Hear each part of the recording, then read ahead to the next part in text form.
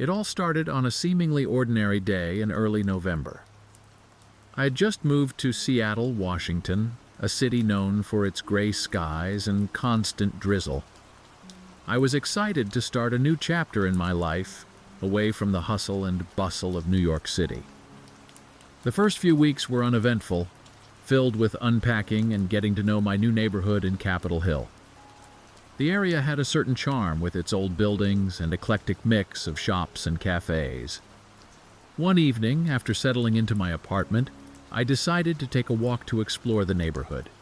The air was crisp, and the streets were quiet except for the occasional car passing by.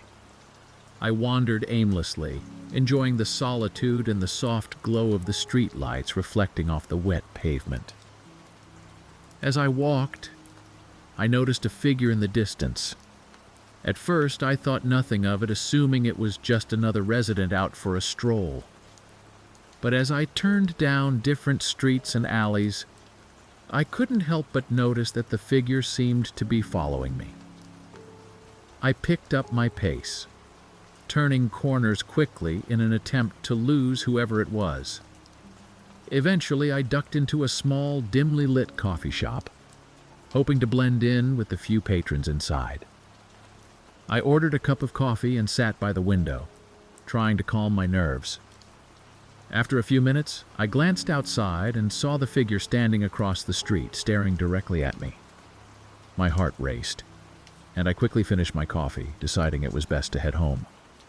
Over the next few days, I couldn't shake the uneasy feeling that I was being followed. I started noticing the same figure lurking around my apartment building and the local grocery store. At first, I tried to convince myself it was just a coincidence, but the encounters became too frequent to ignore. I started to feel paranoid, constantly looking over my shoulder and avoiding walking alone at night.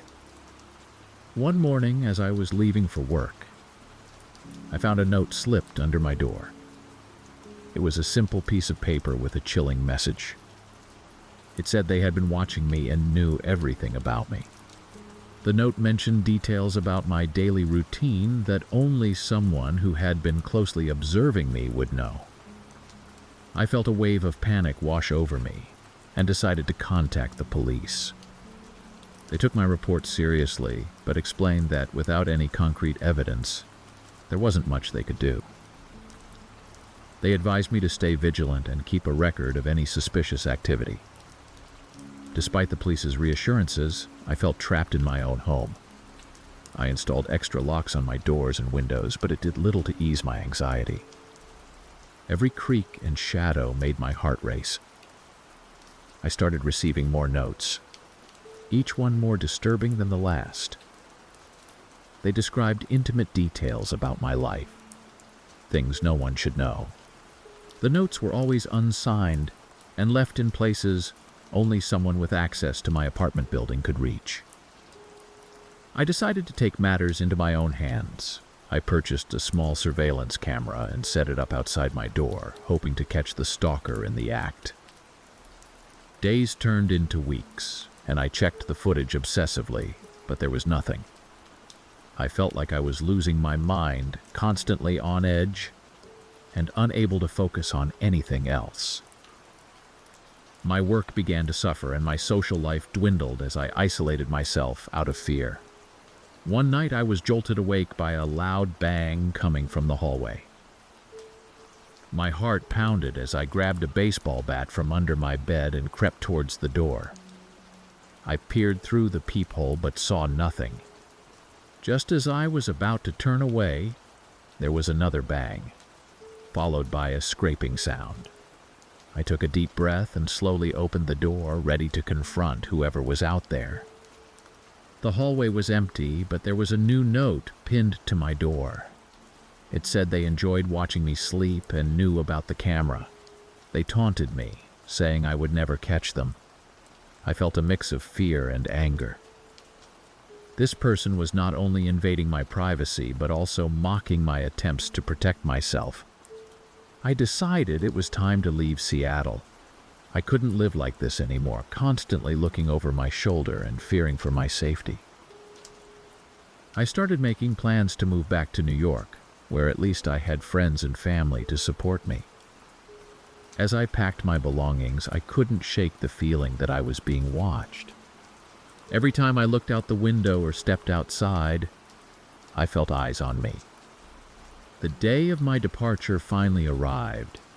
I loaded my car with boxes and took one last look at my apartment, hoping I could leave this nightmare behind.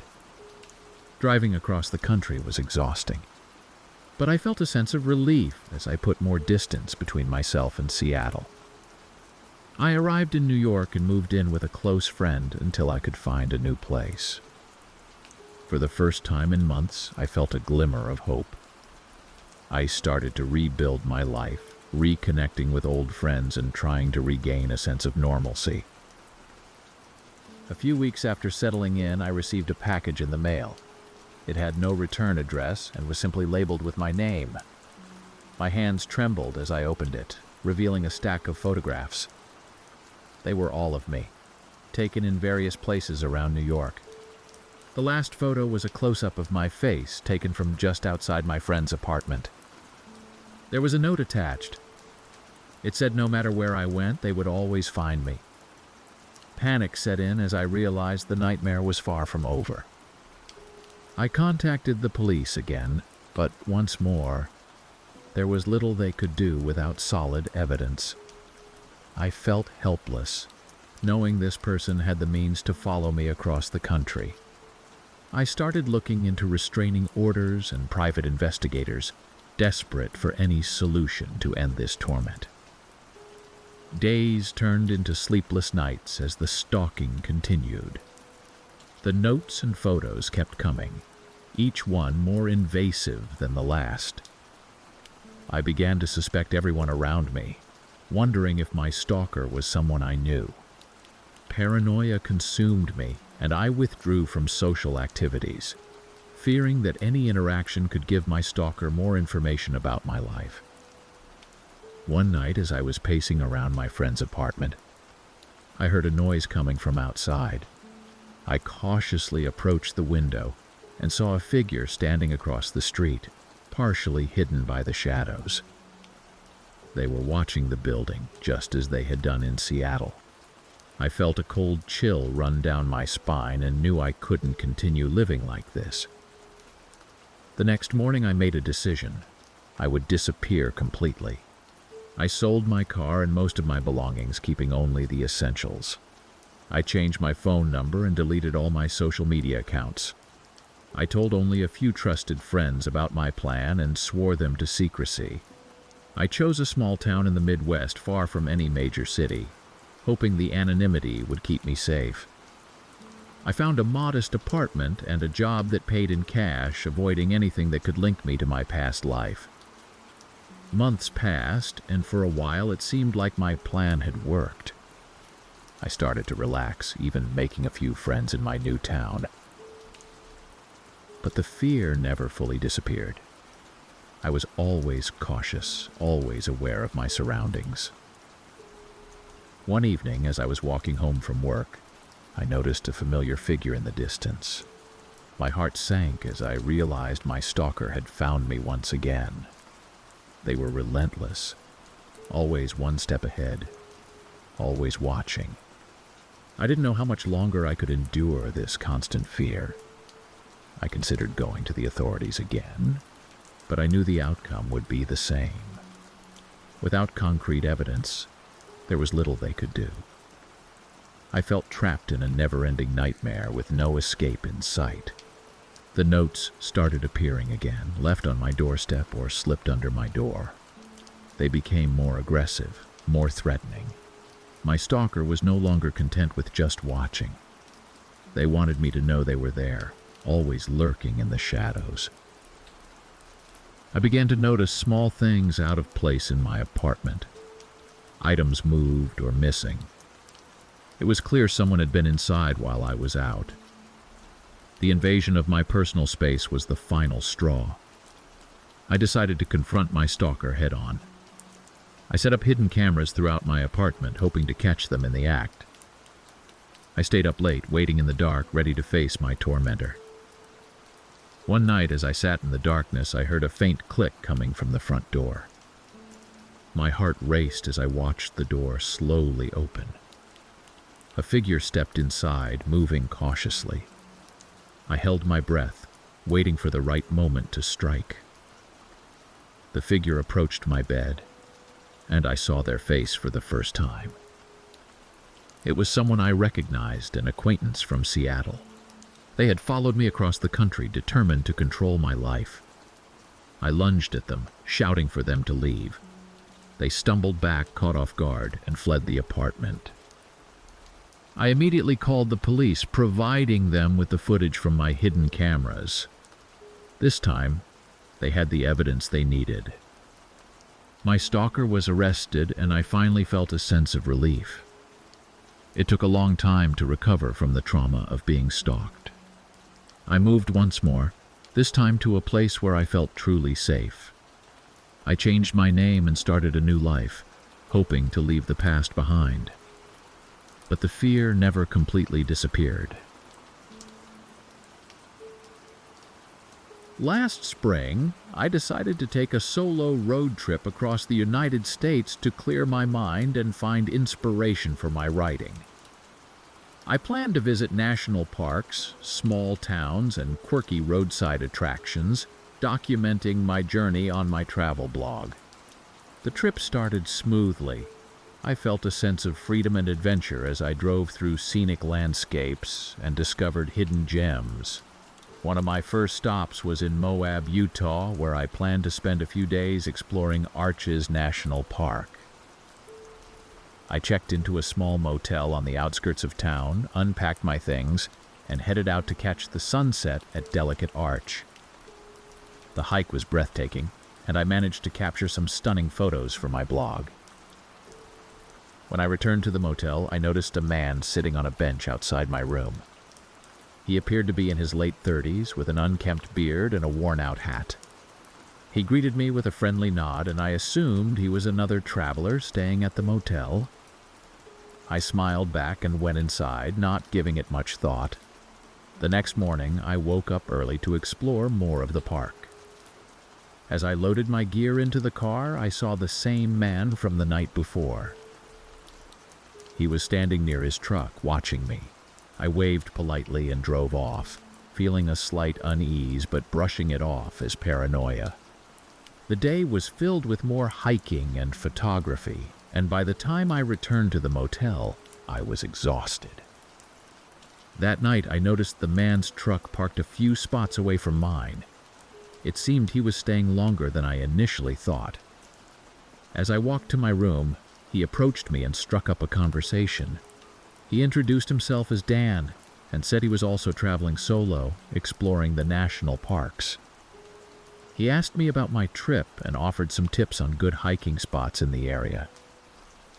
Despite my initial unease, he seemed harmless enough. So I chatted with him for a while before heading to bed.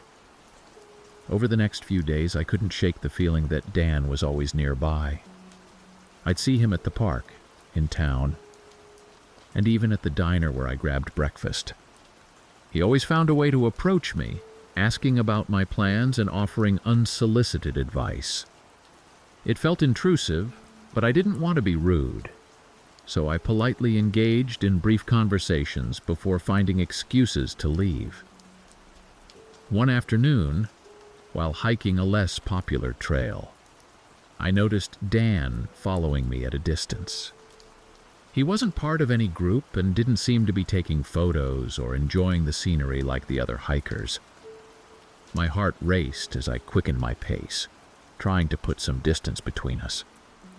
I stopped to tie my shoe and discreetly glanced back, only to see him closing the gap. Panic set in, and I decided to cut the hike short, heading back to the trailhead as quickly as possible. Back at the motel, I locked the door and drew the curtains, feeling a wave of paranoia wash over me. I decided it was time to move on and packed my bags, planning to leave first thing in the morning. That night, I barely slept, jumping at every sound outside my window. I kept my phone close, ready to call for help if needed. At dawn, I loaded my car and checked out of the motel. As I pulled out of the parking lot, I saw Dan standing near his truck watching me leave. His expression was unreadable, and a shiver ran down my spine. I drove for hours, not stopping until I reached a small town in Colorado. I found a new motel, checked in, and tried to shake off the anxiety that had been building up. For a few days, I felt more relaxed, enjoying the fresh scenery and new hiking trails. But my sense of security was shattered when I spotted Dan's truck parked outside a cafe I was dining at. My heart sank, and I realized he had followed me. I left the cafe immediately, heading back to the motel with a growing sense of dread. That night, I received a knock on my door. My heart pounded as I peered through the peephole, seeing Dan standing there with a concerned expression. He called out, saying he just wanted to talk and make sure I was okay. I ignored him, hoping he would go away, but he persisted, knocking and calling out for what felt like an eternity. I finally called the front desk, and the manager came to escort Dan away. I could hear them arguing, but eventually Dan left. The next morning, I reported the incident to the local police. They took my statement and assured me they would keep an eye out for Dan. But without any concrete evidence of a crime, there wasn't much they could do. I felt a mix of frustration and fear, realizing that my solo adventure was turning into a nightmare.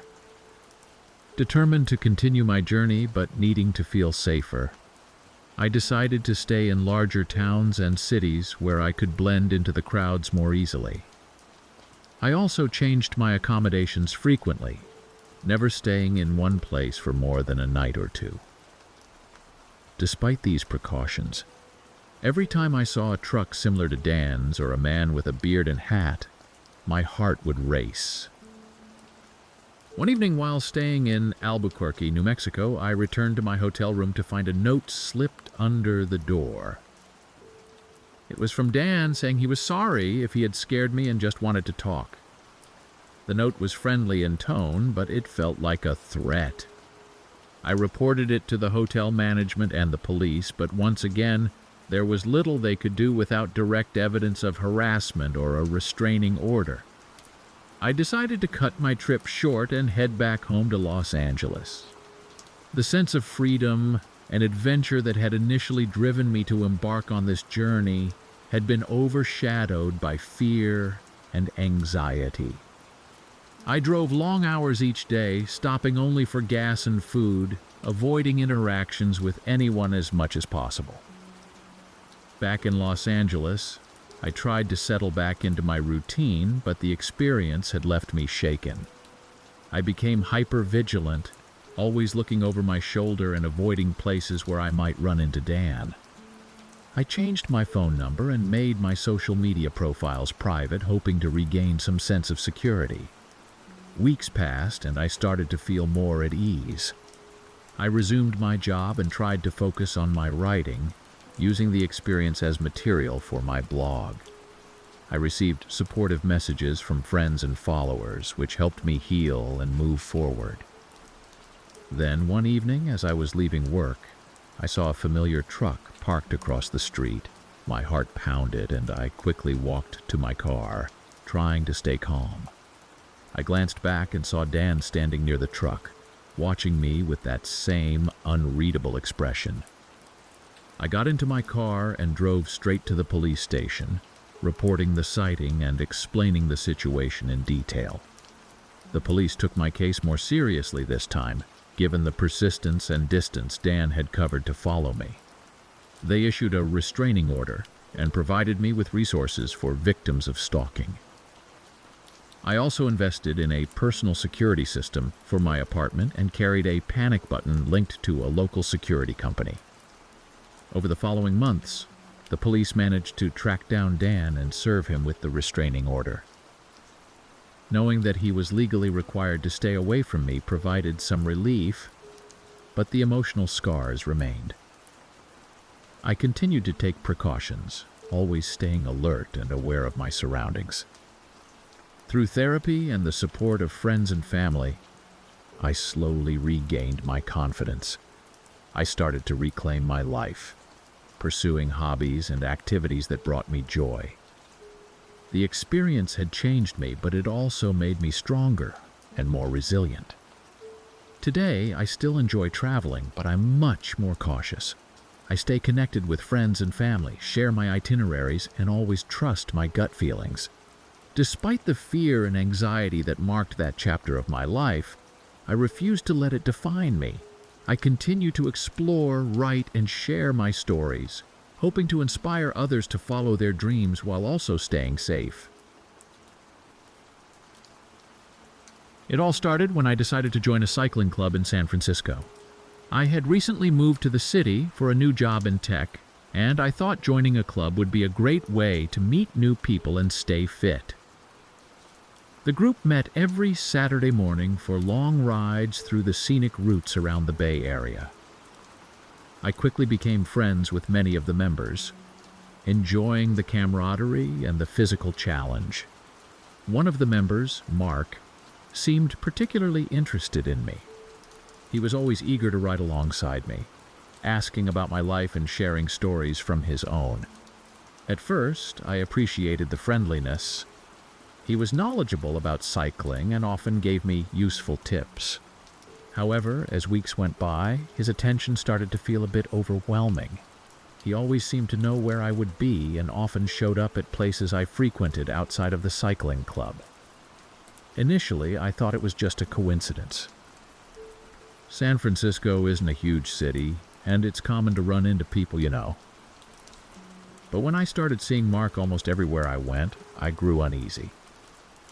He appeared at my favorite coffee shop, the grocery store near my apartment, and even at the park where I went for evening jogs. Each time, he would strike up a conversation as if our meeting was purely by chance. Despite the polite demeanor, something about his constant presence felt off. One Saturday, during our usual ride, Mark suggested we grab lunch afterward. I hesitated but agreed, thinking it would be rude to decline. We went to a small cafe near the Golden Gate Park. Throughout the meal, he asked more personal questions, which made me uncomfortable. He wanted to know where I lived, my work schedule, and my weekend plans. I tried to steer the conversation back to neutral topics, but he kept probing. After lunch, I made an excuse about needing to run errands and quickly left. Over the next few weeks, I tried to distance myself from Mark. I changed my routines, avoided the places where I usually saw him, and even skipped a few cycling club meetings.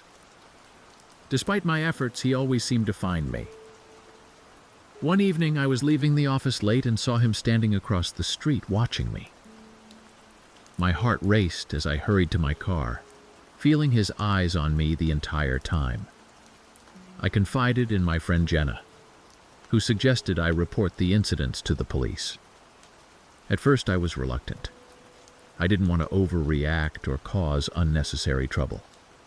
But as the sightings continued, my anxiety grew. One morning, I found a bouquet of flowers on my doorstep with a note saying he enjoyed our rides together. The note wasn't signed, but I knew it was from Mark. That was the final straw. I went to the local police station and filed a report explaining everything that had been happening. The police took my report seriously and advised me to keep a record of any further incidents. They also suggested I limit my online presence and be cautious about sharing personal information. I felt a bit more secure, knowing that they were aware of the situation, but the fear lingered. A few days later, I received an email from an unknown address. It contained a photo of me taken during one of my evening jogs, along with a message saying it was nice to see me enjoying my run. I felt a wave of panic. This was more than just following me. He was documenting my activities. I immediately forwarded the email to the police and updated them on the new development. Despite the police's involvement, the harassment continued. I began receiving anonymous text messages describing my daily activities in detail. The messages were from different numbers each time, making it difficult to trace. I changed my phone number, but the messages kept coming. It was clear that Mark was determined to keep tabs on me, no matter what measures I took to protect myself. One night, I came home to find a letter slipped under my door. It was a long, rambling message about how he felt a special connection with me and believed we were meant to be together.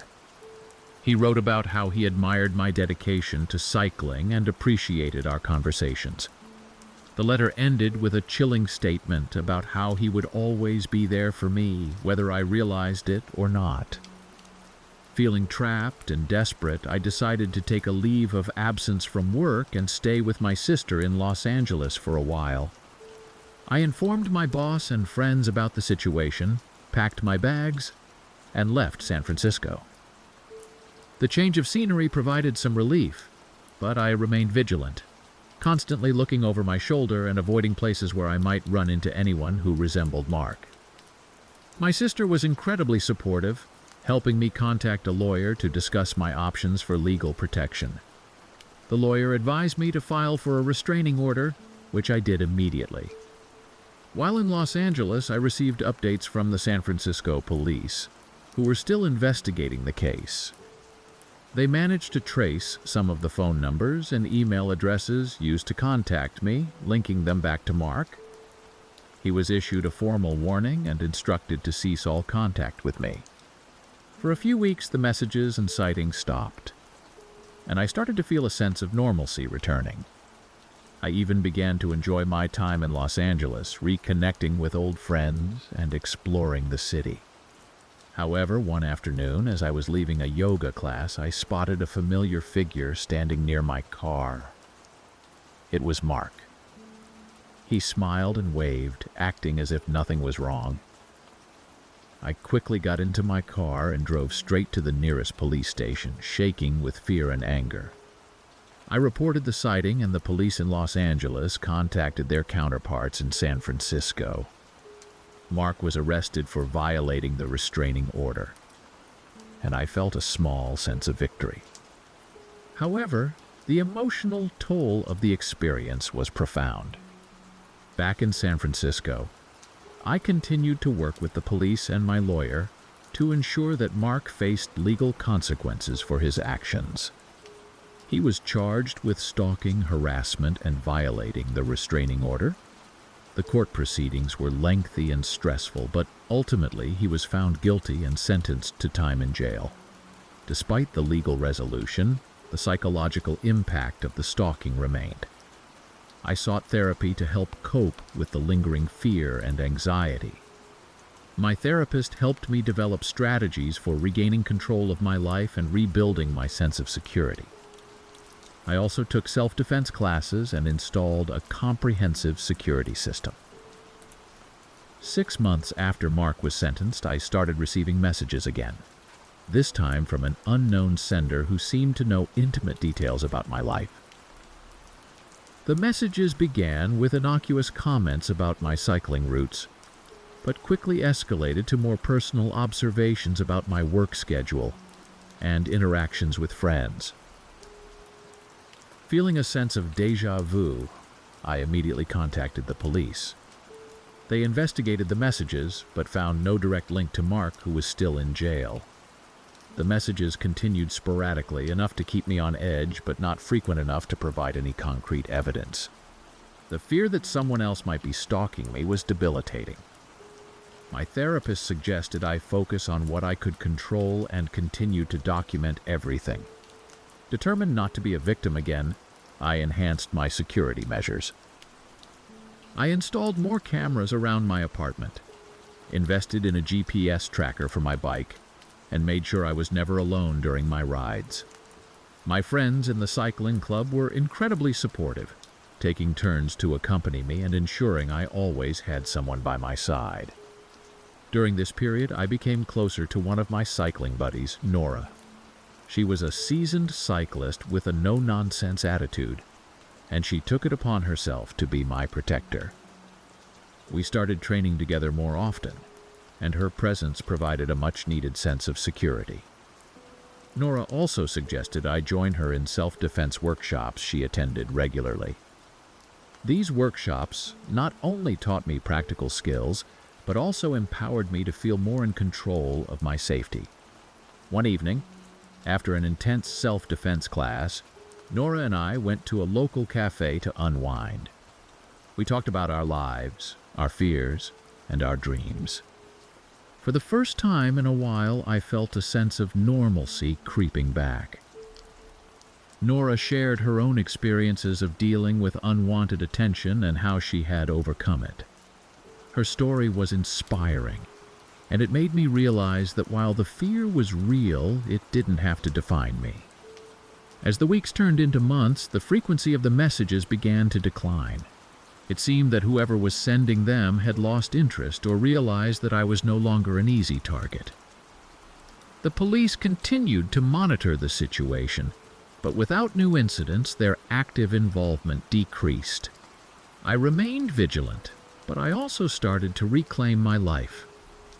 I resumed my blogging, sharing not only my cycling adventures, but also my journey of overcoming fear and reclaiming my independence. The response from my readers was overwhelmingly positive. Many shared their own stories of dealing with stalkers and unwanted attention, and it created a supportive community where we could all learn from each other's experiences. Through my advocacy work, I connected with organizations that supported stalking victims. I began volunteering, sharing my story at events and workshops to raise awareness. It was therapeutic to turn my ordeal into something positive, helping others navigate their own challenges and find their strength. Life gradually returned to a new normal. I found joy in my work, my cycling, and my friendships. The experience had changed me, but it also made me stronger. I was no longer just a victim of stalking. I was a survivor, an advocate, and a mentor to others facing similar challenges. One day, as I was preparing for a cycling event, I received a letter in the mail. It was from Mark, sent from prison. My hands trembled as I opened it, unsure of what to expect. The letter was an apology. He wrote about how his actions had been driven by an unhealthy obsession and how therapy in prison had made him realize the gravity of his actions. He expressed deep remorse and wished me a life free from fear and anxiety. Reading the letter stirred up a mix of emotions. Part of me wanted to forgive him, to believe that he had changed. But another part of me remained cautious, knowing that forgiveness didn't mean forgetting. I shared the letter with my therapist, who helped me process my feelings and decide on the best course of action. In the end, I chose to acknowledge the apology, but not to respond. I didn't want to open any channels of communication that might give him hope of a future connection. Instead, I focused on my own healing and continued to build a life where I felt safe and empowered. Today, I continue to advocate for stalking awareness and support. I mentor others who have faced similar situations, offering guidance and a listening ear. My life is filled with purpose, driven by the desire to make a difference and ensure that no one has to face such fear alone. The scars of the past remain, but they are a testament to my strength and resilience, a reminder that I have the power to overcome anything life throws my way. Thank you for watching. If you found these stories gripping, don't forget to subscribe for more spine-tingling content. For another hair-raising tale, check out our suggested video. And if you're hungry for more eerie encounters, dive into our playlist featuring similar chilling narratives.